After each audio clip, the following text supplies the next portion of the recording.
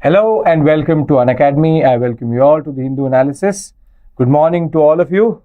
A very interesting set of 7 topics from the Hindu newspaper today. But before we begin, as always, a very important announcement that the 60% off. Unacademy has never brought in 60% for 12 months or 18 months with regards to 23,499, 24,999. This offer is going to end tonight. So you have 24 hours or basically 12 to 18 hours to figure this out and become a part of our program, our family. Use the code IAS English to get tagged to our team. This is an important process because by using this code, you will be tagged to the English team and therefore the mentorship sessions will be given by us. So therefore use this opportunity, a very important one if you have ever considered any form of guided program. Under Resolve 2025, your new resolution of becoming an IAS officer can now become a dream. And with that dream, you can achieve it. Okay. So with this, let's look at the 7 topics we have to cover. The PDF of this session will be in this Telegram channel. You can just scan this and join the Telegram channel. You'll find the PDF there. Now, if you look at the 7 topics which we have to cover, it's an interesting set of topics, though they look very straightforward. They have a lot of layering inside them. For example, the first one is about school enrollment. We've been talking about this for a very long time now, UDIS plus report.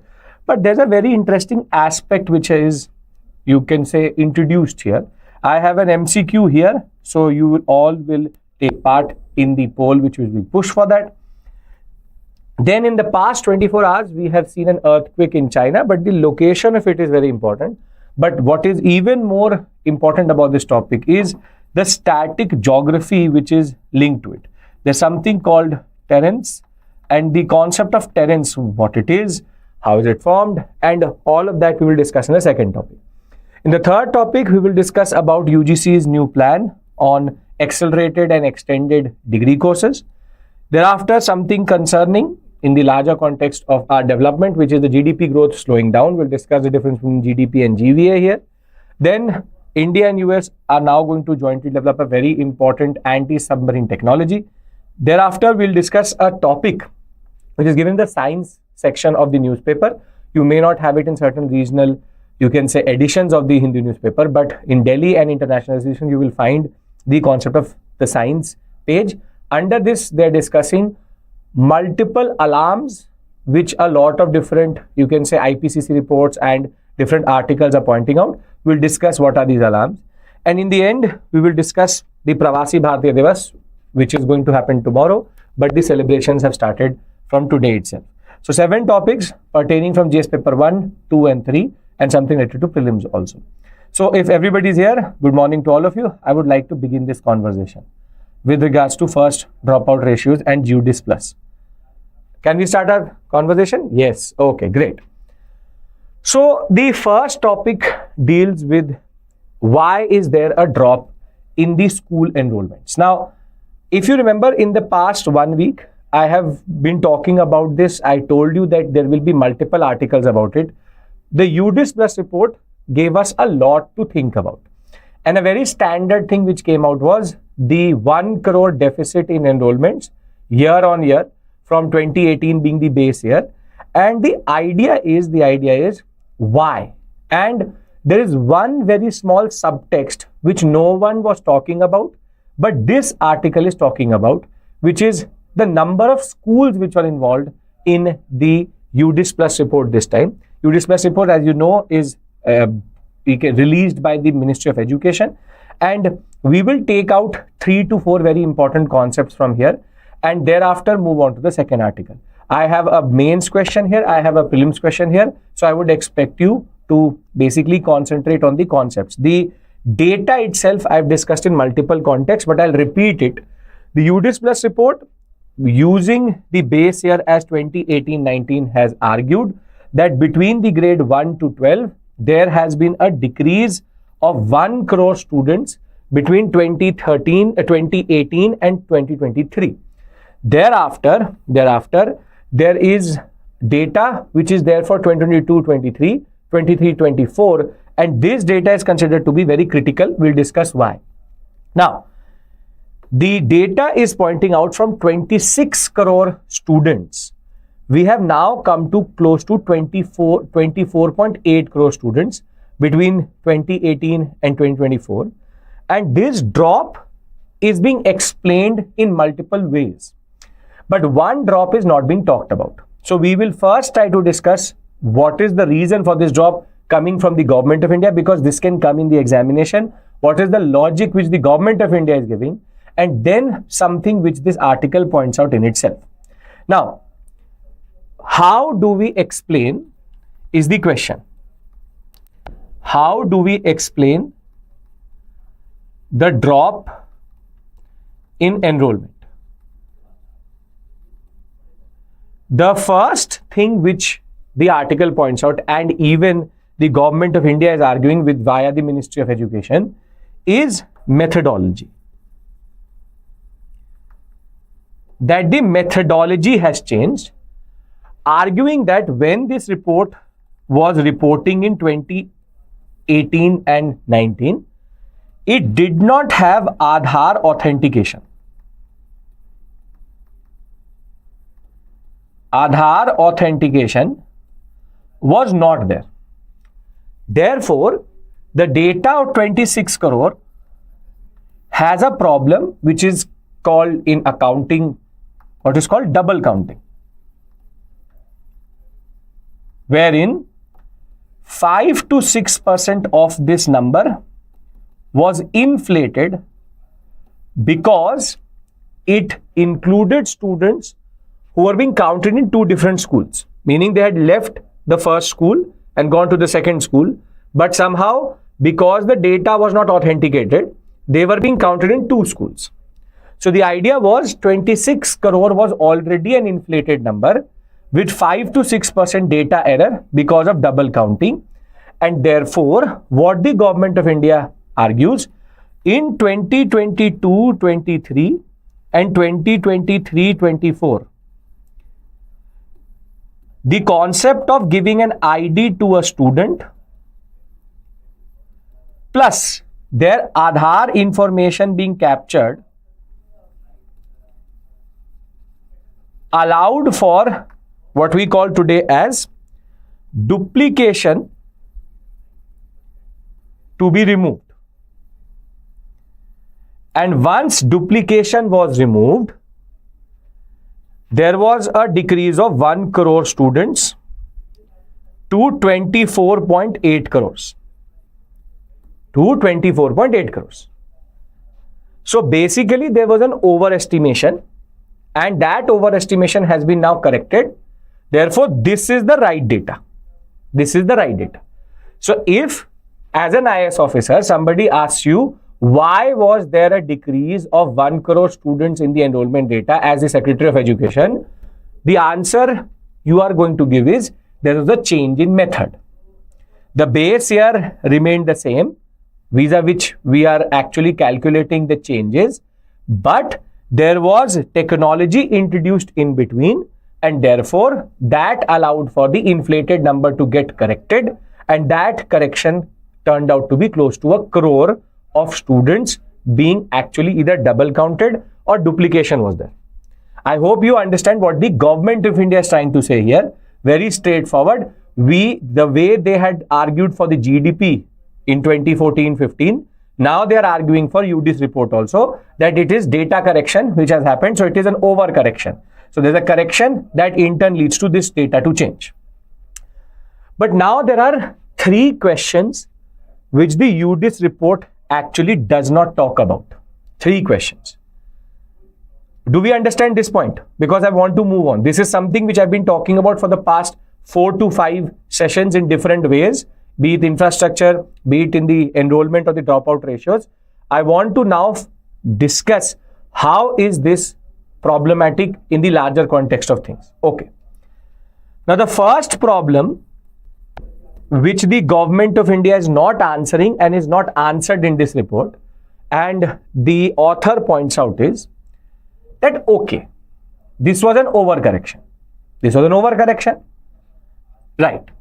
So meaning 2018-19 data is not reliable. This is the point, right? 2018-19 data. Now tell me, is this the correct statement or not? 2018-19 data therefore is not reliable. This is what the government of India is arguing, that 26 crore data is unreliable. This is a correct statement, incorrect statement? This is what the government of India is arguing. It is a correct statement that 2018 and 19 therefore data is not reliable because of the fact that this data in turn was inflated. Now if this data was inflated, then why are we still in the UDIS report giving all data related to dropout, related to enrollment, related to gender? Why are we still using this as a base year? Change it. We can use 2022-23 also. Give us year-on-year data, 1 year data, but then change the base. What is the point of the report if it is based on a base year which you find unreliable? So therefore, the argument which the first point which the author is making is, if this data is unreliable, then why are we comparing it to it? Simply change the base year. You had the opportunity to change it, change it. Why are we still using this data to then decide learning gaps, gendered gaps, enrollment gaps, and dropout ratios? Let's fully debunk this data and say that till 2022, all data was useless. All data was useless. And therefore, we will now reliably change our base to 2022-23. That is not being done. So the whole report is based on a comparison which the government of India itself does not actually found reliable or does not really rely upon. So the idea is, if you're still using this base year, you're undercutting the sanctity of the UDIS report itself. If I don't like the data, if I find it problematic, then why am I using the base year as a year which is problematic? Meaning, if I have the cognizance to say that it is inflated, then don't. Because then in every aspect, there would have been some form of inflation. So maybe the dropout ratio or the enrollment ratio or the gendered gap have also shown that error. An error in base will be absorbed by the data, yes or no? Will be absorbed by the data or not? If anything is there, there will be absorption of that. If there's a 5 to 6% data error in the beginning itself, then throughout the whole report, there will be a 5 to 6% data. Perfect. Very good. Now you're thinking like an IAS officer. Very good. Now, okay, let's discount the government that they want to give a 5-year, 6-year vision. Okay, 1 crore was a data error. Perfect. You yourself are saying that 2022, 23, 24 data is the most reliable data till date because Aadhaar authentication was there. Now, if that is the case, in 2022 to 2024, in this year on year, there is a 37 lakh deficit. Therefore, close to 37 lakh students did not enroll, and the enrollment ratio still shows a deficit of 37 lakhs. Meaning, okay, that 1 crore is problematic. Sure. But how are you explaining this 37 lakh? 37 lakh students is a very big number. A difference between 2022-3 and 23-4 is 37 lakh students. Okay, 1 crore is an inflated number. I will not criticize you on that. But then how do I explain this 37 crore? On this, the whole report is silent. This is not an accounting error. By the basic logic which we use like CSAT, if the original number 1 crore was inflated, I have discounted 60 lakhs out of it. But 37 lakh students who did not join between 2022 and 24 which could be tracked properly because Aadhaar authentication was there, then how do I figure out why did these 37 lakh students did not join? What is the reason for this? No reason given other than methodology change, which does not stand itself. So I hope that you understand that the second issue is much more glaring. It is much more obvious that you can't just say that everything is accounting error. Tomorrow, next year, if UDIS report comes out next year and there is again 20 lakh, you can say decrease, and I don't still change the base here, then 37 lakh and 20 lakh, how do I explain it? This is a point where the UDIS report pointed out to the infrastructure, to the disability aspect, to the water aspect, to the toilet aspect, but at least as the Ministry of Education give us some form of tangible reason, which they are not giving. They are talking about a methodology.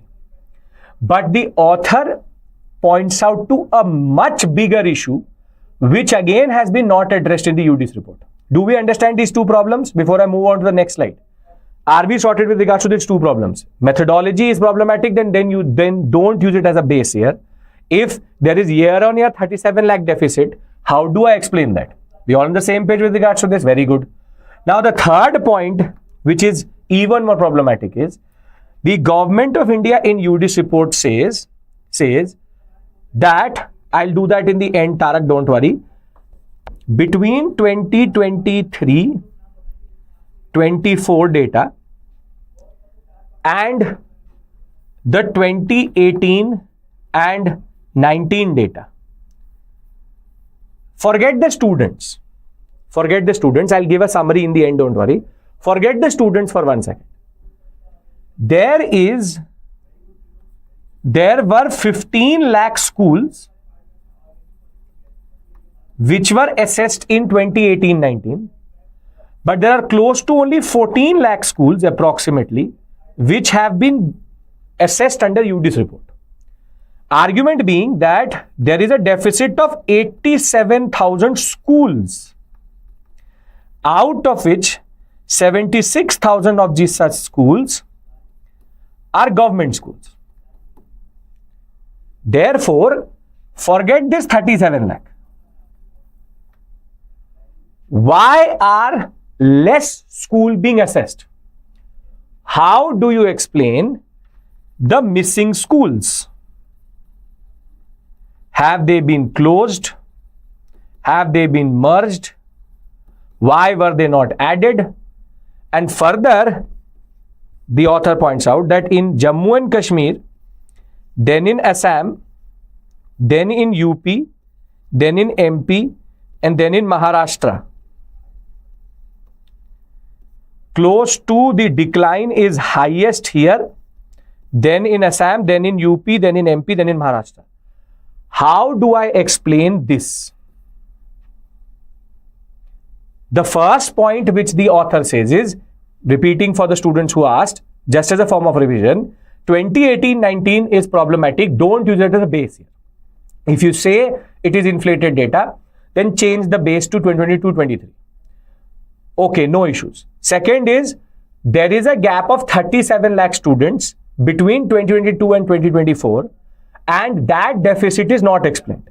If I scratch the surface a little bit further, I find out that, and I'm able to figure out that the number of schools which were assessed have fallen by 87,000. 87,000 schools across India is a very big number. Out of that 87,000 schools, 76,000 schools are government schools. In J&K, Assam, UP, MP and Maharashtra, I have seen the highest decrease in the schools. But why have these schools decreased? This is the second gap which nobody is talking about in UDIS, which is a much bigger problem and in a way explains this 37 lakh. The reason 37 lakh students actually are not accounted for is because the number of students, the number of schools itself have been assessed is lower than what it was in 2022-23 or in 2018-14. So this 1 crore data which we are seeing is then also accounting for the reduction in the number of schools. These 87, yes, Sakshi, 87,000 schools are unaccounted for in the new report. Meaning in 2018-19, there were 15 lakh something schools assessed, and by 2023-24, only 14 lakh-ish schools have been assessed. Then what is the reason for this reduction? Not talked about in UDIS Plus. I hope you're understanding the gravity of this. Students can be double counted. Schools obviously cannot be double counted, right? How can there be two schools being counted in the same survey? You reduce the number. This is called sample size being reduced. The sample size was reduced. But why? Were these schools closed? Then what are the reasons for that? Were these schools merged? Then what is the reason for that? What is the reason for this change year on year? So basically, the author points out to three issues. It says, okay, methodology is problematic. Therefore, we take the latest data as the most reliable one. Okay, but then why is 2018-19 still the base? This is the first point which he is making. Second is, if that is the case, this 37 lakh students which are missing between 2022-23, 23-24, this enrollment ratio, how do we explain? And third, 87,000 schools were not assessed or are reduced number between 15 to 14 lakh between 2018 and 2023. These 87,000 schools, which includes 76,000 government schools, how do we account for these? Therefore, the UDIS report gives us bigger gaps than answers. It gives more questions to us than answers itself. Do we understand the point of this article? Very interesting, you can say, data set being given to us. Very interesting data set being given to us. And in J&K, thereafter in Assam, UP, MP and Maharashtra, the number of schools reduced is the most. So therefore, the idea is, how does the government of India via the Ministry of Education explain this? And there's a need to give an answer. Now, how do you get a question in the examination out of this? First is, the UDIS Plus report of 2023-24 reveals glaring gaps in the data and their computation. Elucidate. Meaning, it is asking you to tell what are the gaps which are there and what is the computation error which was there. So in the first, you will talk about double counting. Second, you will talk about the base year. Third, you will talk about the concept of enrollment ratio 37 lakhs. And fourth, you are going to talk about the concept of what we today call as the issue of the schools being missing. If you are now capable of writing an answer for this question, I will give you the MCQ question, very simple, straightforward, something you should know by this point of time. Right? Yes, it creates more problems than it solves. I want everybody's response here. Yes, sir. You can now ask us the MCQ question. Can I move forward? Gender gap means boy to girl ratio in the schools itself. Okay. I want 100% answer here. I've been talking about this for a very long time. What are the problems for the missing schools? Are they not talked about? The UDIS Plus report is released by Ministry of Culture, Education, Home Affairs or Niti Aayog. Here I want 100% answer. You already know this for the past 4 to 5 sessions. In some way or the other, we are discussing this. That is RN the problem, that why are they missing? What is the reason? Why were they not assessed? Is not talked about in the report, even 1%.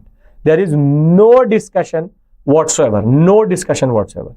That is the problem in this report as of right now. Therefore, there's a need and for an explanation from the Ministry of Education, Culture or Home Affairs or Niti Aayog on what is the answer to this, you can say, gap in that regard.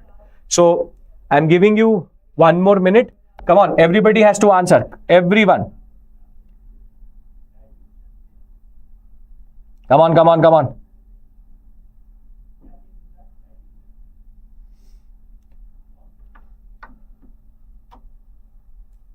Okay. So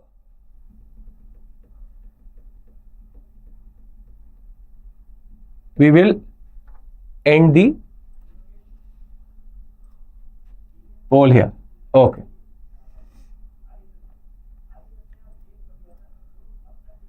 %, if you're totally correct. In the process of explaining this, I was just going to give you the answer also. But Ministry of Education is the one which gives due dispatch report. Why he merged, he not tell. Yes. Were they merged is also not talked about. Have they been closed, have not been talked about. What is the reason for the missing schools is not accounted for in this report. So Lalita or anybody who's asking this question, the idea is very simple. We do not have any idea about that. No reason whatsoever in that regard. Does UGIT, yeah, UDIS plus takes into account private schools also. Out of this 87,000, or 76,000 are government, other are private. Private number is much lower. They are also not accounted for in that regard. But it is the government schools which are missing more than the, you can say, private schools in that regard. Okay. Moving on to the second article. There was an earthquake which was felt in Kolkata, but basically in the Tibetan sector, very important city for Tibetan Buddhism. And this earthquake has pointed out to a thing which we've been discussing again for the past, you can say, 2 weeks. As you know, that the Chinese had promised that they had taken a proper assessment of the, what we call as a Tibetan plateau, and they are planning what is called the Midong dam, which is now going to be one of the biggest dams, gravity dams. 60 gigawatt of power will be created out of it, and it is on the Brahmaputra river. Now Brahmaputra river, before it enters into India, it is basically a straight line, like a straight line across the Tibetan plateau itself, and China already has multiple dams on it, but they want to now harness the hydroelectric power of the Brahmaputra just before it enters into India. We'll discuss about the Midong project also. But one of the reasons why India has always opposed this plan, other than the national security reasons and the weaponization of that dam itself, is that the Tibetan plateau is a very tectonically active sector. Very tectonically active. Meaning that there are so many earthquakes which happen year on year that any one earthquake in a certain very specific area could destroy that dam and in turn flood the Arunachal, the Assam and the West Bengal sector. In turn, lower riparian states could be destroyed by it. Lower riparian states could be destroyed by it, and therefore there are multiple ecological challenges. Now, China said that we've taken all of this into account, and it is quite ominous that just yesterday we got a reminder why that dam should not be in that space. And this comes because of this 7.1 earthquake on Richter scale in a very specific area in what is today called as it's called Tringi County. It's called riparian state, means river, upper riparian, lower riparian. So it's called Tingri County. Tingri County is in the heart of, or you can say the southern part of Tibetan sector. And this is a very important city because it is also a very important gateway to the Mount Everest, meaning if you have to go towards the Mount Everest, you go through the Tingri County from China itself. And further, it is also the space where a lot of monasteries are there. So it's a Tibetan Buddhism, Dalai Lama's, you can say, presence and his understanding there is quite good. So it is a very important Buddhist space. It is a very important county. It is a very important city. And now close to 60 people are dead and the whole city and county has been destroyed in this earthquake. So that ways the epicenter was in the Singatse region of Tibet in the Tringi County. It doesn't matter the location, but something which I'm going to say will now create a whole set of issues which we have to understand. The Pandora's box is going to open because of the location of this county in a very specific area. In a very specific area. And I will use that, before I use that word, Just to tell you that this has impacted Nepal, China and the Tibetan sector. India, we have seen the tremors in and around Kolkata. So in Kolkata, there was tremors felt. 7.1 is a very heavy earthquake that way. Now, why are we discussing this topic? And why does the topic itself say why the location of China's earthquakes matter? Now, this Tringy County is actually on a very specific type of, you can say, landform, which is called the Lasya or Hassa terrains. Now the question is, what does a terrace mean? What does a terrace mean? I've told you the context of discussing this topic. I want to now discuss why is that this is a very important topic for your geography GS paper 1, and how does it create a whole set of issues which India has been pointing out and has been now proved. What is a terrace and what is this Lasya terrace and the Qing Tang terrace? The word terrace has to be understood first. We are on the same page here, because now I am going to go into pure geography, where I have to discuss with you plate tectonics, continental drift, the movement of India towards Eurasian plate, and thereafter what a terrace is in the larger context of things. I am not going to presume anything. I'll go from 0 to 100, but I want everybody's, you can say, assent that yes, sir, we understand the context in that regard. You all understand the context? Very good. Now pay attention, because this may be technical, but it is pure geography. Now, we know that the earth, the continents are basically floating over what is called as the asthenosphere or the mantle. And because the mantle is not a solid part of the earth's, you can say, geology, it is molten, it in turn leads to the lithosphere or the plates to move around. So there is two types of movements which happen on plates, which is divergence and convergence.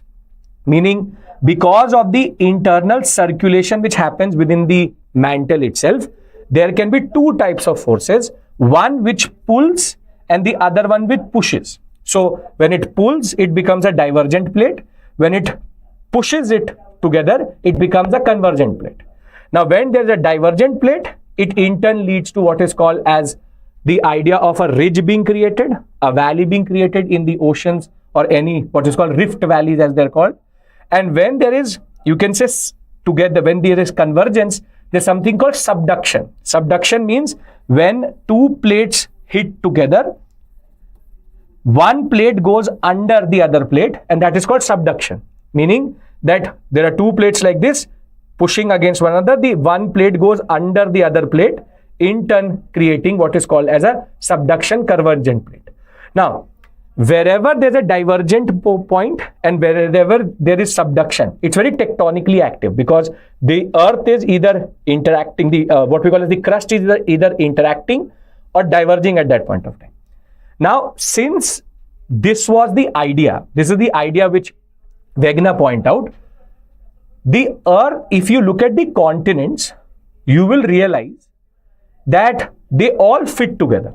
This is called continental drift theory, which is 2 to 5 million years ago, there was one whole landmass which is called Pangaea, and later Pangaea started to split. Pangaea, Penisthala being the water, Pangaea being the land itself, it started to split. So where there was divergence, the Pangaea started to split, which in turn created two bigger land masses, which is called Laurasia and Gondwana land. Now, over the next hundreds of millions of years, the drift kept on happening, and this process is shown in this GIF. If you look at this video, you will realize how continental drift is actually happening from Pangaea to Gondwana land and the concept of the Laurasia, and to this movement of how the earth looks today, which is called as continental drift. Now, this is a very important thing, which is, this is India. This drift which you saw is India. I'm trying to give you a basic understanding here. We have certain plate boundaries. We have the Indian plate, we have the Australian plate, Pacific plate, African plate, Eurasian plate. The more important aspect for us is Eurasian plate and India. So if you look at this video again, you will realize that once from 200 million years ago, once the concept of continental drift comes in, there is this movement of this landmass towards this sector, and this landmass is nothing but India. Again, trying to point out something, this landmass which is moving like this is India moving towards the what we call as Eurasian plate. Very important, because this impact in turn created the Himalayas. So I don't know if you basically have an understanding of this or not. The movement of the Indian plate into the Eurasian plate in turn created the Himalayas. This is called continental drift theory, the concept of continents drifting away and towards one another because there is plate tectonics. Do we understand what is plate tectonics, continental drift, and do we understand this video? Because I'm again trying to get your understanding properly, you can say, understood, and we are sorted with regards to this, that we understand how this is happening. This is happening because of the currents inside the mantle itself, divergent and convergent. Now I want to concentrate on something very specific, and that specific movement started close to 71 million years ago, which is the movement of the Indian landmass towards the Eurasian plate. This is standard 11th and 12th class geography, which is the Himalayas were formed because of the, you can say, convergence of the Indian landmass into the Eurasian plate. For the same reason, Himalayas are also the most tectonically active sector, and till today they are pushing, and 60 millimeters per year the Himalayas are actually going up, meaning the height of the Himalayas is increasing by 60 millimeter per year because still the Indian plate is pushing into the Eurasian plate. That is why the whole of that belt, of the Himalayan belt, is considered to be still problematic when it comes to any form of infrastructure, because it is a very tectonically active sector. So from continental drift theory to plate tectonics to the idea on how India is, where is it today, which it was first initially with the Australian plate and then moved towards the Eurasian plate, in turn creating what is India, the peninsular sector itself. In this is basic geography. You'll find it in every standard book, 11th class NCERT, which is continental drift, the formation of India, the drift of India from 71 million years to 10 million years. But there is a sub-concept here, which is called terrence, meaning when two plates come together, there is a process which happens, which in turn leads to the process of creation of terrence. Now, what is terrence? First, I'll explain it to you, and then I'll show it through the PPT itself. Now, imagine there are two plates together, right? They are coming together. Terrence is mostly formed at a convergent plate. Now, these two plates are coming together. Pay attention. But there is a land mass in between these two plates, meaning that one plate is moving like this, and there's a small land mass here, and one plate is moving like this. When two plates converge, what happens? Come on, tell me. Revising with you. When two plates converge, what happens? It is called, the word starts with S. It's called subduction. Subduction means one of the plates will go under the other plate. Subduction happens. Now, upliftment, subduction. One place upliftment, other place subduction. Very good. But if this landmass is extremely buoyant means that in the process of subduction, it doesn't go downwards or doesn't subduct into what we call as the plate itself, there is a chance that this landmass in turn basically is now packed between two convergent plates. Basically, it becomes something like this, that there is a certain part which holds in this whole area. This is called a terrace. See, when there is continental drift at a convergent point, there can be areas which are buoyant more than the other areas in and around it on the mantle itself. And in the process of the convergence, some areas may not subduct. And therefore, what happens is that they now get packed between two convergent plates. So it is, if I have a bird's eye view, if I'm looking from top down, it looks something like this, that it basically becomes like a formation like this. One plate is here, the other plate is here, and this part which you're seeing here was neither the part of A, neither the part of B, but was resilient enough to not subduct. And therefore, this formation is called terrace. This formation is called terrace. Are we clear about this? What is a terrace? Terrace, as it says, is, I'll give you the exact definition of it. Terrace is a small or medium mass of lithosphere bounded from all sides by faults that may have been carried by a distance with the moving plate itself, eventually converging with the edge of another plate. Now, why are we having this discussion is because the earthquake which happened, it happened in the Lascia terrace. It is believed that when India was moving towards the Eurasian plate, there was a small landmass which is called today Lascia or Hasya. And Hasya basically was now going to be subducted because of this movement. But rather than subduction, what happened was, when the Quintang terrace and Indian terrace coming together, we got the Himalayas on this side as the process of upliftment, but Lascia held its place. Tibetan plateau, therefore, is made out of what is called a terrace. Lithospheric plates which were not part of either the original or the one in which the collision is going to happen, but were resilient enough to not be subducted. It did not go down, rather it became a part of two plates and became a boundary of two plates. Do you understand what is terrace? And do you understand how Lascia terrace? Basically, if I look at this line again, Indian plate was moving like this, the Eurasian plate was coming like this, and this whole sector which you see here, this whole sector is basically a part of landmass which should have either become the Himalayas or should have gone down under the Tibetan plateau, but did not happen, was buoyant enough to remain on the lithospheric asthenosphere, and therefore it became one landform. There are two terraces which are very important, and where this earthquake has happened is on the Lascia terrace.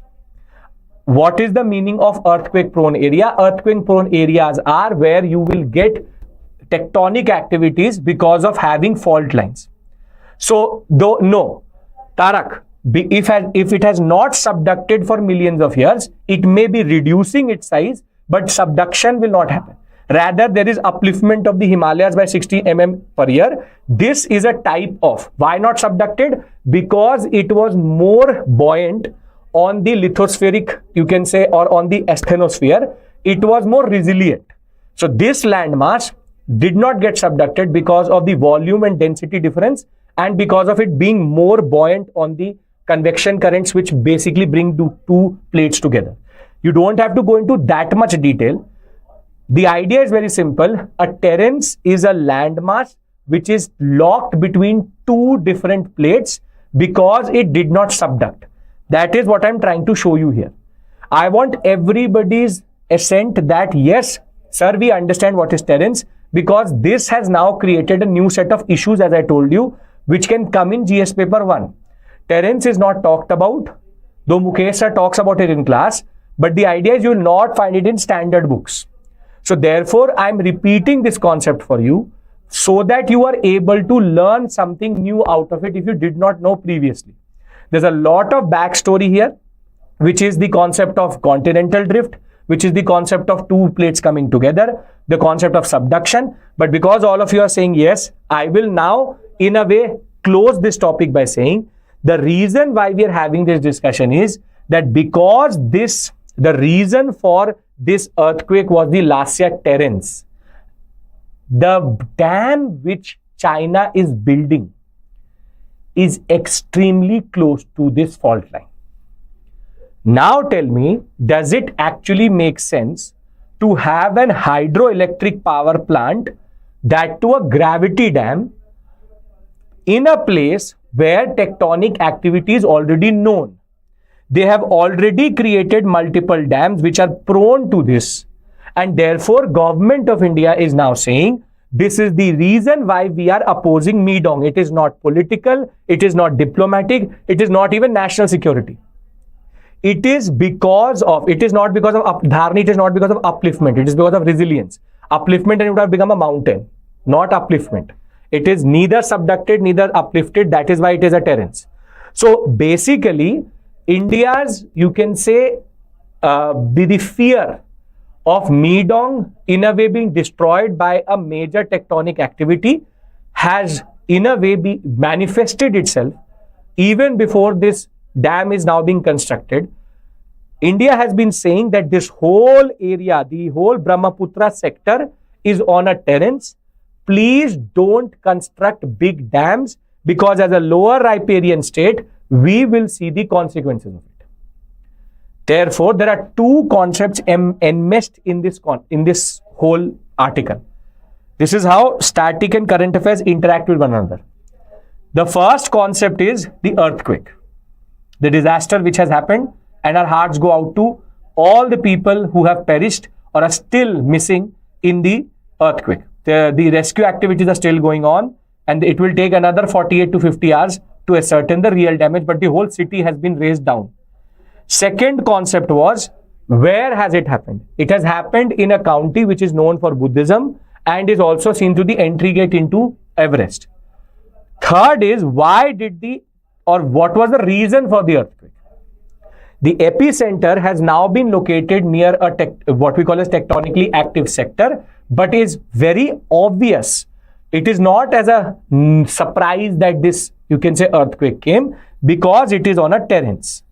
And therefore, the fourth topic which is embedded in this topic itself is, what is a Terrence? And the Terrence concept is, it is a part of a lithosphere which got locked between two plates because it did not get subducted, and therefore neither did it go upliftment, neither subduction. In turn leads to what we call as a plate boundary, a plate which is, or a lithospheric part which is bound by rift valleys, or you can say fault lines in and around it. Two Terrences are known, and one Terrence is the Lasya Terrence, very close to India in that regard. And the fifth concept is, this in turn leads to the Midong Dam being questioned on the aspect that if it is based or it is very close to a Terrence, then what is the point of that dam itself? So UPSC will ask you two types of questions. I have mixed them together in order to give you this question. What is a Terrence? This is GS paper 1 question. Do you believe that the location of China's Brahmaputra dam is problematic? This can be either GS paper 1 or can be GS paper 2. When it is given in GS paper 2, it has to add diplomatic weaponization and the concepts in and around related to the concept of what we call as the strategic importance of the Brahmaputra dam. But if it comes in GS paper 1, you would have to talk about the Terrence, you would have to talk about earthquakes and tectonic activities. I hope now this topic is sorted. If you did not know about continental drift, I've been as, you can say, comprehensive as possible to give you the whole story of Wegener and the idea that how these things come together. Rift valley is when it is divergent. Fault line is when it is convergent. Mostly the word fault line will be used when there is a convergent boundary. Rift valleys are created when it's a divergent boundary. When what is called as sea floor spreading, when the what we call as the lithosphere is expanding, it is called a rift valley based divergent plate and coming together. Okay, that is where RC, there is an angle of strategic control, hold and water politics which is happening. China knows it. It is arguing that it has taken into account these aspects to create the dam itself, but it is not sharing the architecture or even the basic details of this dam with anyone else other than its own agencies. So that is where the GS paper 2 aspect comes in, the aspect related to diplomacy and strategic control of water vis-a-vis lower riparian states and upper riparian states. Right? Okay. Sorted. Very good. Perfect. Moving on, we go to the second article, or the third article rather. And the third article deals with a certain change which may impact you or is already impacting you or may impact further generations. Next in 2 to 3 academic cycles, it will be in place. Now, I think Astha ma'am already discussed the major changes which have happened in UGC. You can check the video day before yesterday and yesterday. She had a topic related to UGC. But there's one aspect which this editorial talks about, which is UGC, with the new changes it has brought in, has introduced 2 types of degrees. 2 types of degrees, or the concept itself, that is called an accelerated degree program, and the second one is called an extended degree program. Now, this is where the author says that UGC has created some things which make sense, but multiple challenges for the education sector in India. Now, first, let's try to understand what is this concept of accelerated degree program and extended degree program. The logic which the government, the UGC basically controls the central, state and UGC affiliated universities. So, higher education in India, UGC controls. So, UGC has now created 2 types of, basically it creates the curricula, it creates the structure in which central universities, state universities and universities which are deemed to be linked to either state or the UGC accredited, what are called as universities, the curriculum, the structure and everything is controlled by the UGC. Now, the accelerated and the extended degree program, the University Grants Commission, I'll write it down, University Grants Commission, because I didn't expect you not to know what is UGC, but sure. The University Grants Commission, which comes under the union, you can say central, it's a central body, it controls the structure. Now, under accelerated and extended degree program, let's take into account the following. Now, for example, today if you want to do a BA honors, it takes you 3 years. In certain cases, DU also runs a 4-year program, was there in between, then it was removed, then we are going back to the same system.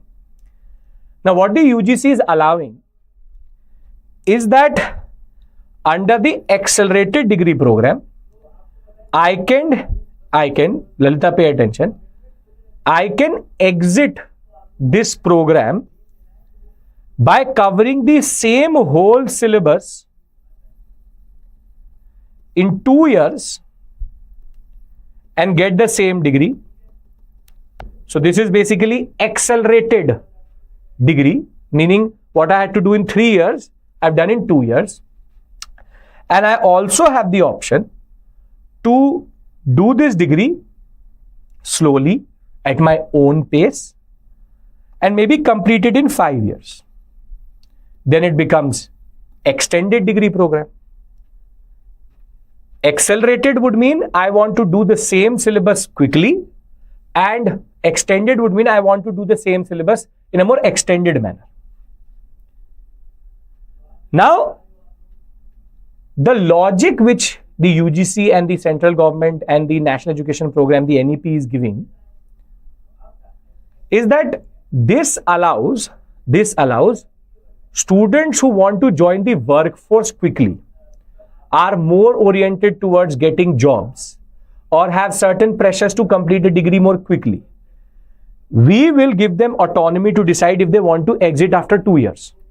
Meaning, if I am not academically oriented, I want to just do the degree, for example, for a UPSC aspirant. You have to get a graduate degree. Now, maybe you may be doing graduation just because you want to become eligible to give the UPSC. And therefore, you may not want to hang around for 3 years. You want to get the degree as quickly as possible so that you become eligible to write the examination as quickly as possible if you've already met the age criteria. So the idea is, if I want to enter the workforce more quickly, I will do this course very, very quickly. But what if I come from a background but I want to do research? I'm more academically oriented. And for me, entering the workforce is not important. What is more important is, I want to do proper research in whatever area I am, as BSc, BTech, BA Honours or medical, whatever it may be. I want to extend my, you can say, studies so that I can do justice to it. So therefore, I can extend it with 5 years. The idea is, if I do it in 2 years, still I get a BA Honours. If I do it in 5 years, still I get a BA Honours. Logic being that we are allowing the students to tailor make their academic journey. We are giving autonomy to the students, and we are giving as much freedom to the students as much as possible to decide how they want to, you can say, chart their academic journey. On paper, sounds good. BTech is 4 years, MBBS is 5 years, BA Honours is 3 years, BA program nowadays is also 3 years more or less, but we have 2 years courses. I can make this 2 years 5 years, I can make the 5 years 3 years, I can make the 3 years 5 years, I can make this 4 years 3 years. Masters, same way, Ankush. Masters, if I want to do, I can do it in 1 year, I can do it in 2 years, I can do it in 4 years, totally on me. It is on how I go about it. It is not specific to graduate, it is for every level of degree. I can extend it, I can accelerate it. That is why these two words are important. Accelerated, extended. Now, this is also being done because in certain cases, for example, in certain universities, you have to have a 4-year BA Honours. In America and in certain European countries, you need a 4-year BA Honours. So a lot of students do a bridge course. They basically try to do something for 1 year in order to then become eligible to go for a master's in, for example, Stanford. So what the UGC and what the Ministry of Education and the NEP is saying is, now we are trying to align with the international standards. And we will also give them credits, meaning for every, for example, course completed 3 credits. Certain universities internationally want certain credits also. So they don't have to do unnecessary courses to get those credits. They can extend it to 5 years, get the credits and join this university. So there are 2 types of arguments which are being given. Flexibility, as one of you pointed out. Flexibility, the idea of choosing your own journey and linking it with the international standards. 3 aspects have been talked about. Can we agree to these? Which is, why is the UGC trying to bring this? Why is the UGC bringing this? Do we all understand the logic? Because then I will discuss the challenges. Do we all understand that? Yes? Okay. We understand the logic of it. Understood? Very good. Now, but the author argues that this creates a set of challenges which basically the government of India does not take into account. There are 3 points which I've made for Sakshi and Aryan. 3 points. Simple, straightforward. You can now accelerate your degree, do it quickly. Extend your degree and do it slowly. Logic, you can tailor-made, or you can say flexible in how you want to chart your academic journey. You can then internationally apply to other universities and you can align yourself with them, and you have freedom to decide on how you want to finish it so that you control your own fate and future. The idea is very simple. Give the power to the student, multidisciplinary approach. If he wants or she wants to do 4-year, 5-year, 2-year, 1-year, let it be. Let the student decide how they want to do it. It is about giving students flexibility and aligning with the international system. Except for 2 of you, everybody has said that we understand this point. Now, what are the challenges which are created as soon as they basically implement this? As soon as they implement this, there are multiple challenges which will automatically get created. First is the question of, now please pay attention, this is where the question is going to come. Question of depth and rigor plus syllabus. Meaning, tell me one thing, if you can complete a course in 2 years, then why would I do it for 5 years? Meaning, I now have to change the syllabus. Because anybody and everybody, there would be 95% of the students who will do the course in 2 years only. Because if that can be done within 2 years, then what is the point of doing it for 5 years? He will rather do one more degree. The question is, if a student does it in 2 years, does she or he have the depth and the rigor which the 5-year person has? Or the 5-year person, why is he doing the same syllabus in what we call as 5 rather than when it can be done in 2? When it can be done in 2. When it can be done in 2, why am I pushing 5? So therefore, it now needs to revamp its syllabi. The curricula has to fully change across the board in every university. That is a very good point, Harsh. Why would the syllabus be same? So therefore, now you revamp. Now you create a 2-year course syllabus. Now you create a 3-year syllabus. Now you create a 5-year syllabus of the same syllabus itself. So it first creates the issue of, is the person actually learning something, which brings in the concept of outcome and value. We already know that if you do a degree from University of Sussex, Unisex, Mid Rose, White Rose, this Rose, that Rose, from any small county from the UK, they give you more value than you being a student of University of Delhi, Madras, Calcutta, BHU, Osmania University.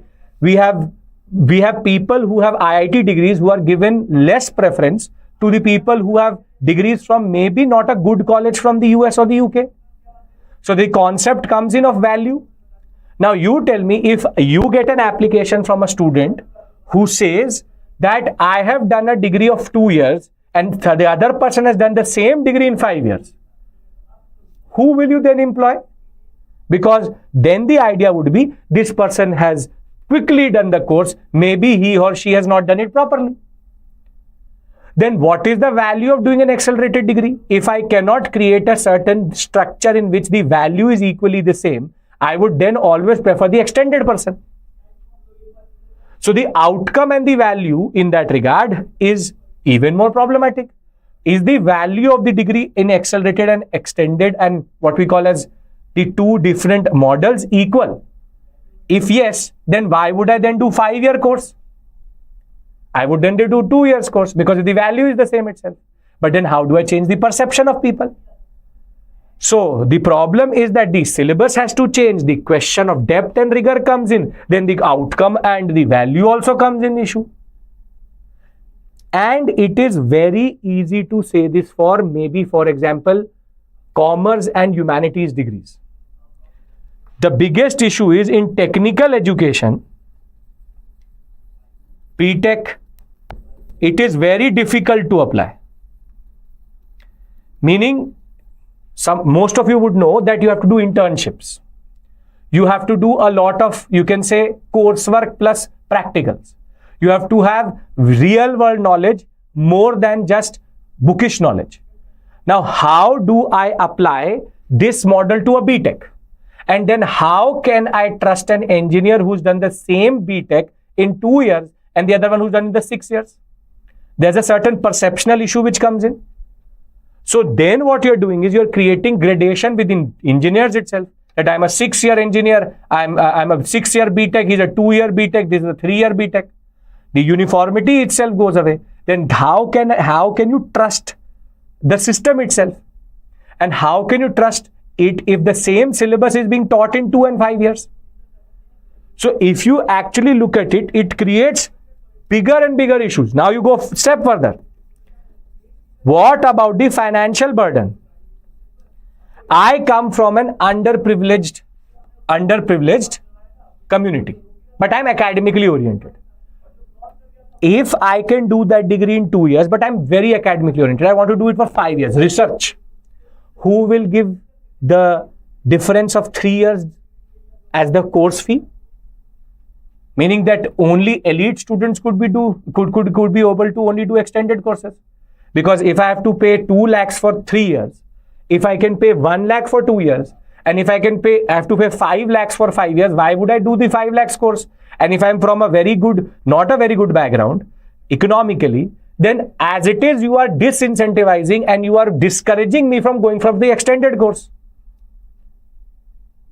So therefore, the financial burden on the student is also not taken into account.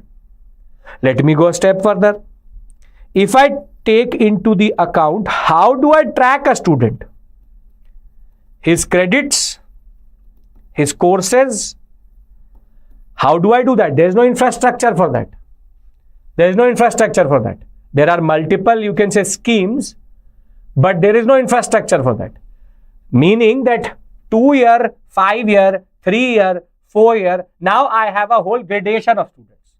Lakhs of students who are 2 year, lakhs of students who are 5 year. Now I have to track them in which university they are. They are getting the same credit. Centralized crediting cannot happen. Education is a state subject.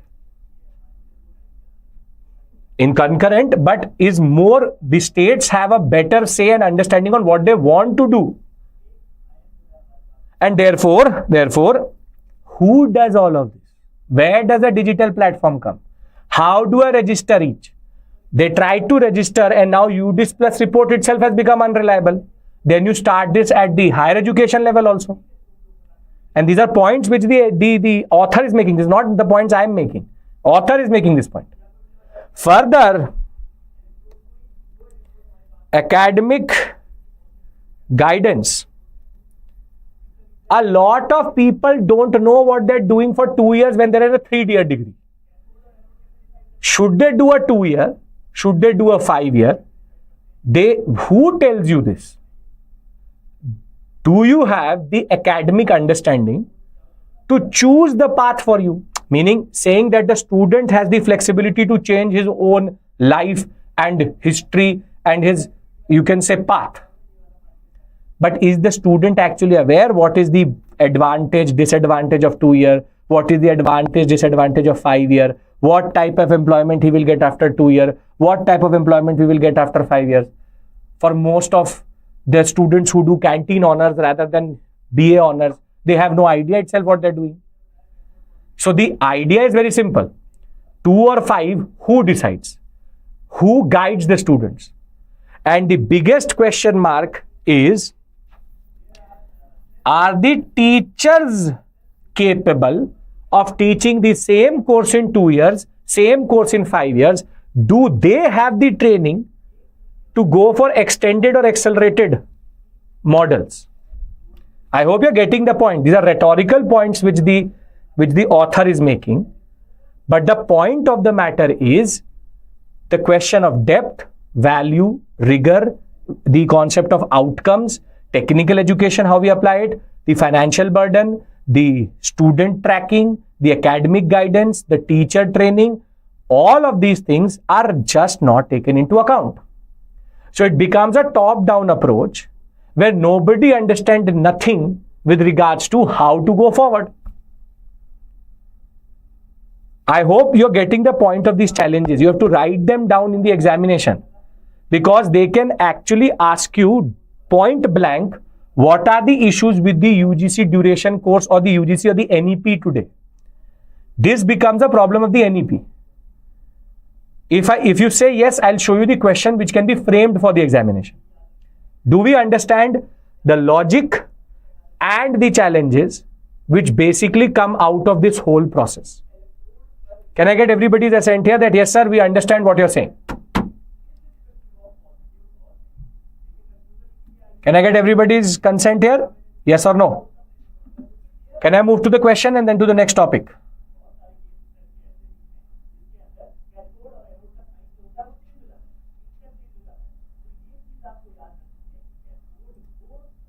Yes, sir. Okay.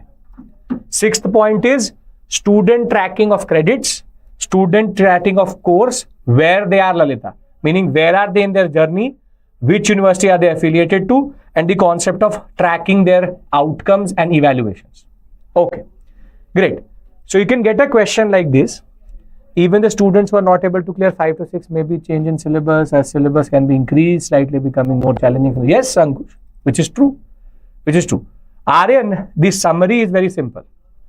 The summary is very simple for the greater good. UGC introduces accelerated and extended programs. Logic is let the student decide how he wants to go forward. The problem is this decision of the UGC does not take into account the depth, rigor, syllabus, the issues and the outcomes. How do we evaluate students? How will it be applied in BTech and MBBS? How do we offset the fiscal burden on students? What is the concept of student tracking? Who guides the students? And further, how do the teachers cope to this system? Basically, this is the basic understanding. There are significant operational, pedagogical, logistical challenges to UGC's new approach in course duration. Discuss. Very good question. Operation means how it operates. Pedagogical means how the teachers teach.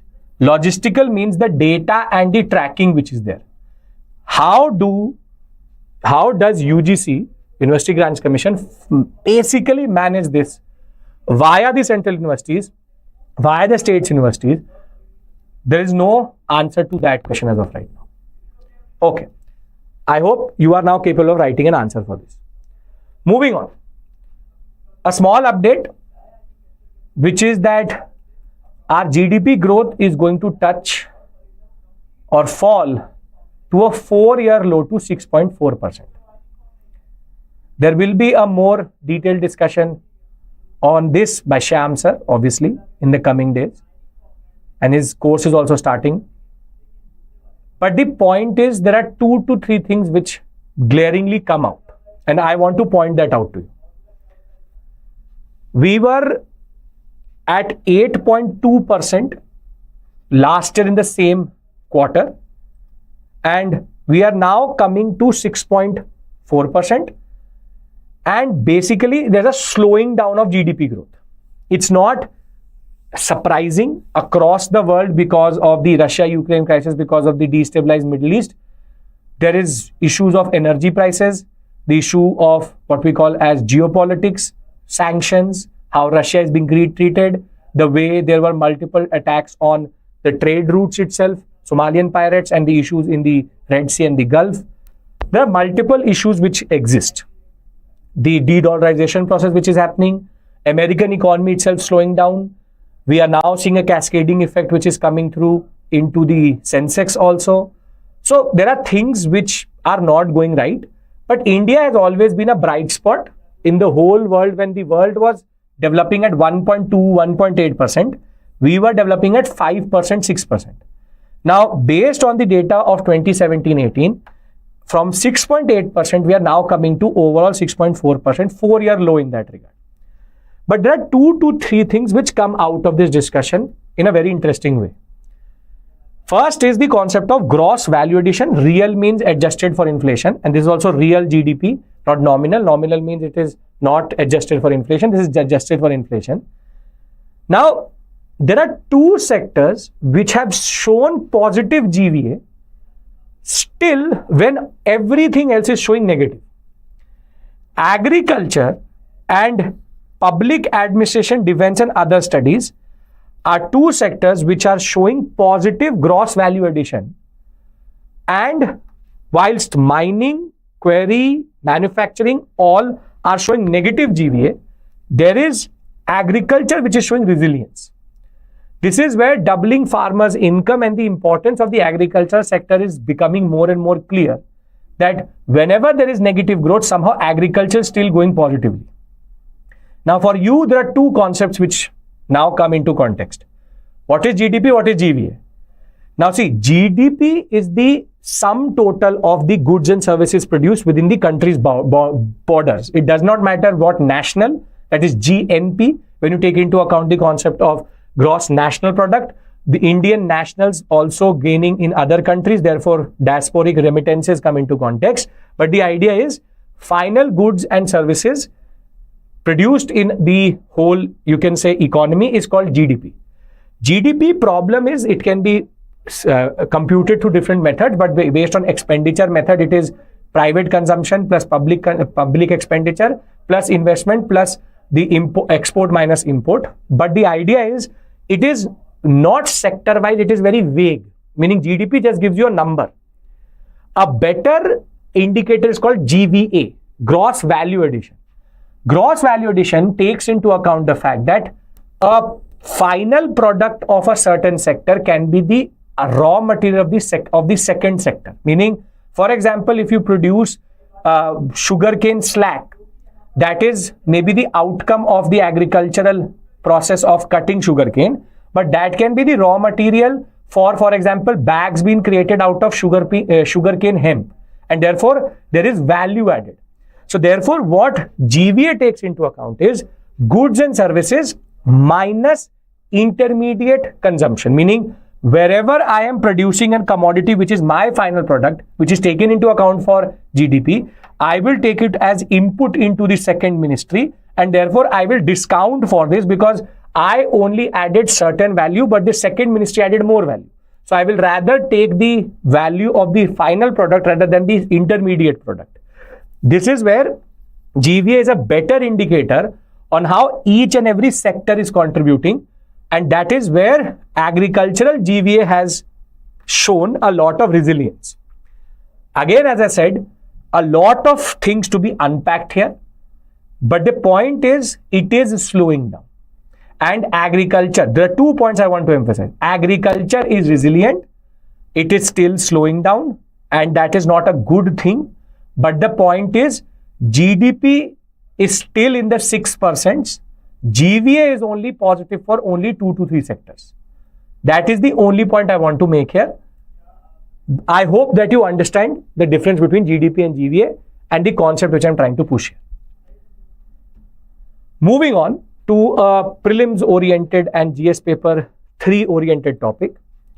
It is India and US jointly manufacturing something quite important for what we call today as marine domination and blue waters navy. Are we on the same page here? I want everybody's assertion. Sir, we are on the same page. You can move on to this topic. Last 2 topics, straightforward, easy. We will cover the GDP topic in more detail. That we will do for sure.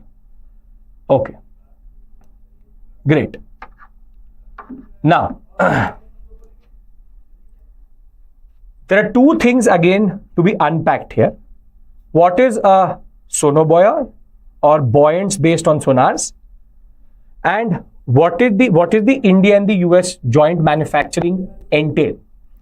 Now, because India is an important actor in balancing the Chinese or the Chinese presence in the Indian Ocean world and the South China Sea, the US is now ready to co-produce a very important technology which is important to spot submarines. So India, the Ultramarine, which is an American company, and Bharat Dynamics Limited, together BDL, will now co-produce the most state-of-the-art sonobuoyants so as to have deterrence capacity against Chinese submarines or submarines in the Indian Ocean world.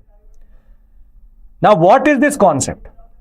The concept is these buoyants, as you can see, this is called a sonobuoyant. This is released from aircrafts into the sea, And once it is released, it becomes two components. One which is on the surface of the water, and the other one are small but very sensitive sonars which send out signals in all directions, and this allows for detection of submarines. Submarines are very difficult to detect in deep waters, and basically these transmitters and receivers together create a grid where they can take out ambient noises of animals and boats on the surface, but are able to use the reflection of sonar waves of the submarines in order to allow us to detect submarines in a better way and in a more comprehensive way. This technology is US centric. US has the best production capacity of sonobuoys. Now India will have the same technology, and we will deploy it throughout the Indian Ocean world in order to detect unauthorized entry of Chinese or any form of irritant into Indian EEZ, Indian waters, and also into other countries' sovereign borders in that regard. This is where it's a very interesting, you can say, moment, because America has now started to trust India in defense production also. Technology transfer, giving us the M8 UAV, which is the Reaper, is a separate issue altogether. But co-production is important. So again, you should know the concept and you should know the underlying logic of why we are discussing this topic. The underlying logic is that this allows for deeper defense cooperation, which is good to balance the Chinese in the Indian Ocean sector and to undercut the string of pearls concept or the concept of the Belt and Road Initiative, where the Chinese are pushing in multiple ports in and around India in order to undercut the power of the Indian Navy. So an interesting concept which is been in the news. Again, simple, straightforward topic, but this is a very interesting article which comes out of the science section. Now, I think we all have been hearing this concept that 1.5 degrees Celsius. I hope that if you've ever seen the environmental news, you would know 1.5 degrees Celsius is considered to be a very important tipping point. What is this 1.5 degrees Celsius related to? I want everybody's answer here. What is this related to, 1.5 degrees Celsius?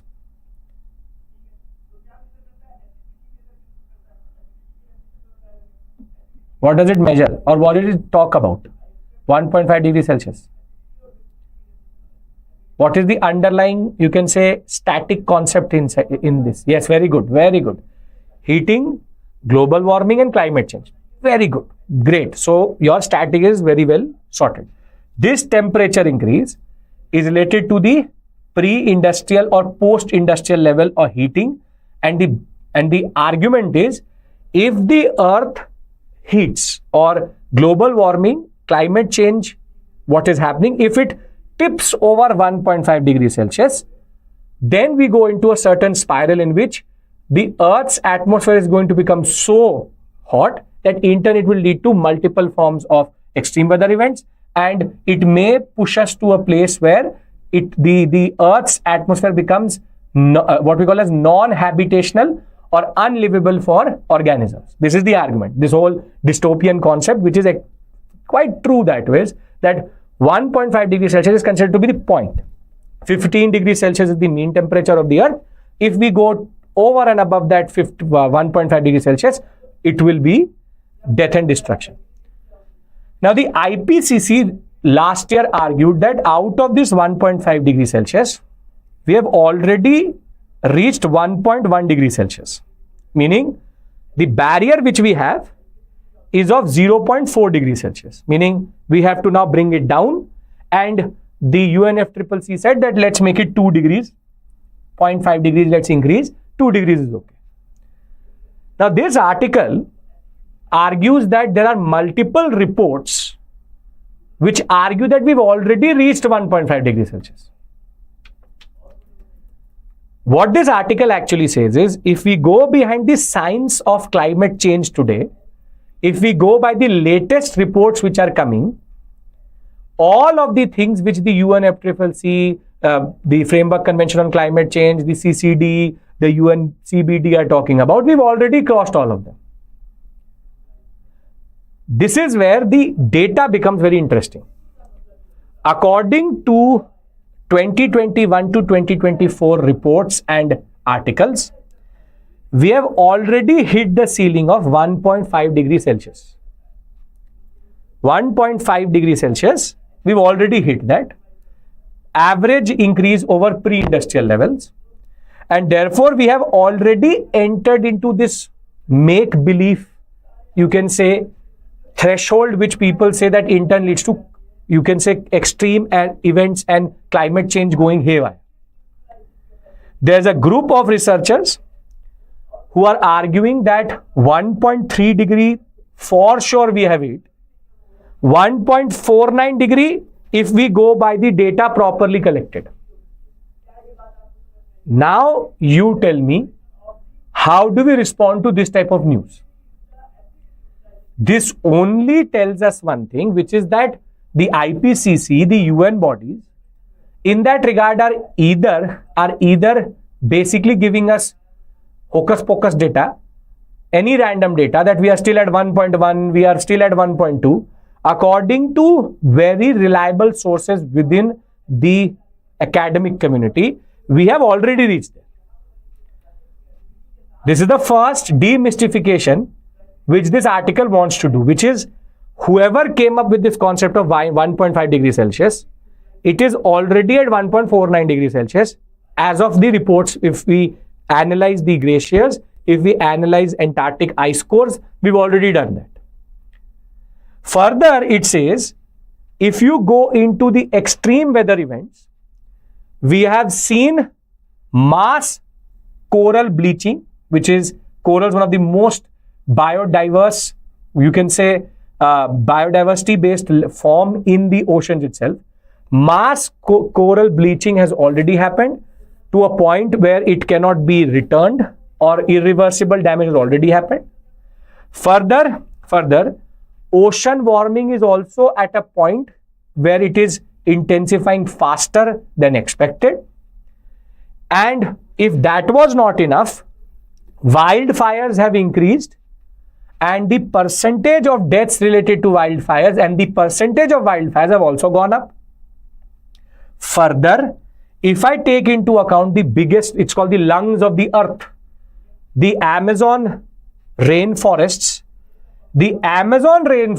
are now reaching to a point where they are under severe heat and drought stress. And if we push the Amazon river and the Amazon rainforest over a tipping point, rather than adding moisture into the atmosphere, they will become a certain sector which will absorb moisture of the atmosphere, which in turn will lead to further warming. Therefore, see, this information is dystopian, it is disillusionant, that basically we are not being told the right picture, the clear picture. Amazon rainforests are endangered, are going into a zone where they will add to global warming rather than reducing global warming. Ocean warming is already at a certain point that coral bleaching is happening. We already have reached 1.49 degrees Celsius based on Antarctic ice cores. And therefore, whatever we were talking about UNFCCC, CCD and all of these other bodies recently, then what are they negotiating on? Because of climate finance, because of lethargy, because of reluctance to contribute, because of denying Commonwealth differentiated responsibilities, we are now getting these type of reports, which are coming from a very, you can say, reputed press also. And these are based on reports. If I and you, we together can read this and feel alarmed, then it is high time that the West, at least the developed countries, do something about this rather than keeping it under the carpet. This is the only point I want to make. I'm giving you this because you have to write essays in the examination. If there's any essay related to climate change, please do talk about the concepts where we are being given wrong data, fed wrong data, and argued that we are still far away from a point where we go into irreversible damage across the earth. If you understand the purpose of this article and all this information, I'll discuss the last point, which is Pravasi Bharatiya Divas. Only 2 minutes I will take, and then we'll end the session. Are we on the same page here? We've discussed the concept of what is the UDIS report. We've discussed UGC's changes. We've discussed the concept of proper continental drift and terraces. We have also discussed the concept of how we are now going to co-produce different the sonobuoys. We have discussed a large plethora of things. This is the report which gives us a very interesting and alarming development. Thakur, that is the whole point. That is the whole point. Paris Agreement, that limit we've already reached in 5 to 6 years. That is the idea. We've also discussed GDP. Very good, Durga. Now, the Pravasi Bharatiya Divas will start from today, though its main important date is tomorrow. And we have, for the purpose of the examination, you should know 2 things. What is the theme, which is diasporic contribution to Viksit Bharat? But why do we have Pravasi Bharatiya Divas? This is the very important point. And it is linked to 9 January 1915, which is the year in which Mahatma Gandhi, MK Gandhi came back to India from South Africa. So it is believed, this is out of the website of the Pravasi Bharatiya Divas, that the day Mahatma Gandhi came back, changed the nation and changed the movement of the nationalism. It changed the nature of nationalism to Gandhian nationalism. His coming back to India on 9th January is always celebrated, sometimes biennially, sometimes annually. This is annually. Previously it was biennially, 2 years. So therefore you should know what is the theme and what is the point of Pravasi Bharatiya Divas happening in Odisha this year. Last time it was Indore, MP. I hope this is also sorted. Kennedy, this time it is happening after 1 year, but actually happens in 2 years. So on this note, we've discussed 7 topics where we've tried to understand multiple concepts from GS paper 1, 2, 3 and 4. You'll find the PPT in the Telegram channel. Today is the last date of the offer. Use the code IAS English.